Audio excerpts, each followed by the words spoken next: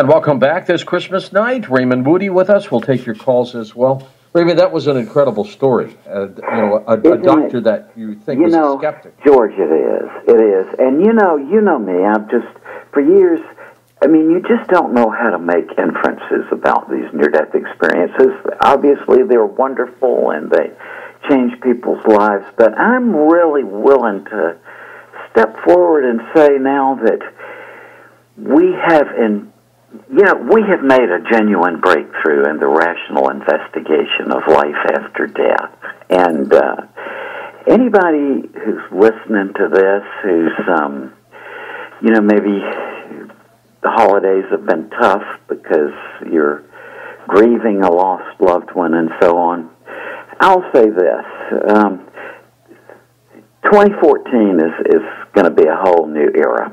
And I'm willing to step forward with this and say that we have made now a genuine breakthrough in the rigorous rational investigation of this question. And I want to say that on January 17th and 18th, due to the generosity of the foundation that was set up for this young woman, Katie Freshley, to memorialize her, and I'm going to dedicate this to Katie Freshley, at Disney World in Orlando. And incidentally, there's a website on this you can look at, and it's all caps. It's all caps, and it's the logicofnonsense.com.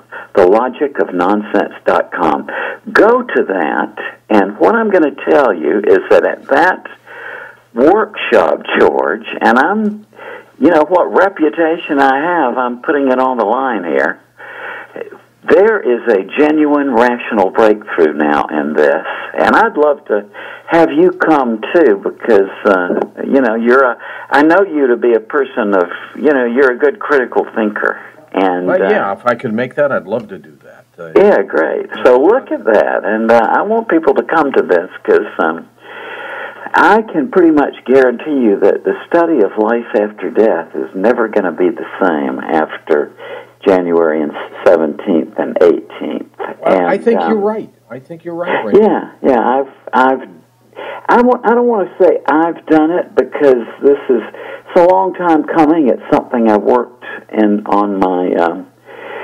in my logic classes over many periods of years. But what I basically developed is a very simple way of reformatting your mind. I mean, this absolutely does, and this is not hype. This opens up a sort of unknown power of the mind that we didn't know we had, and then, in opening up that power, this whole new channel of your mind, then it opens the way to two entirely new ways of investigating the question of life after death that are already going on. Some scholars who found out about my work have now taken it forward, and there's two entirely new means of investigating the afterlife question. So please come to this, because to me, bragging is one of the worst human traits. Listen, you're not bragging, Raymond. But I'm just, based on what other scholars are saying, I have actually come up with something now that goes a long way toward rationally proving the afterlife riddle. No question about it. Okay, to the phones we go. Let's start with Alex in Phoenix, Arizona. Alex, thanks for calling. Merry Christmas, and welcome to the show. Thank you for having me. I just wanted to say, that, well, for me personally, I don't really think there's a life after death.